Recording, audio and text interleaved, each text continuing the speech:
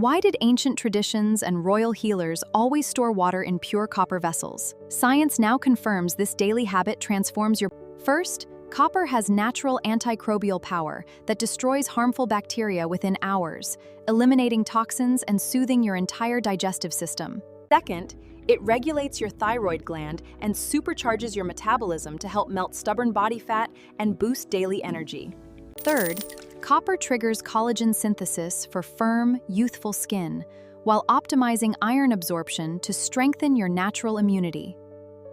To use it safely, store plain room temperature water for 8 hours overnight and drink just 1 glass, maximum 500 milliliters, first thing in the morning. Never add lemon, juice, or warm tea into copper, as acids create toxic reactions. And take a 1-month break after 3 months of regular use. Did you know copper naturally blocks electromagnetic radiation? Keeping copper vessels near your workspace helps deflect harmful phone and Wi-Fi radiation waves. Did you already know these ancient secrets, or was this helpful? Let me know in the comments below, save this video, and subscribe to Coco Nutritales.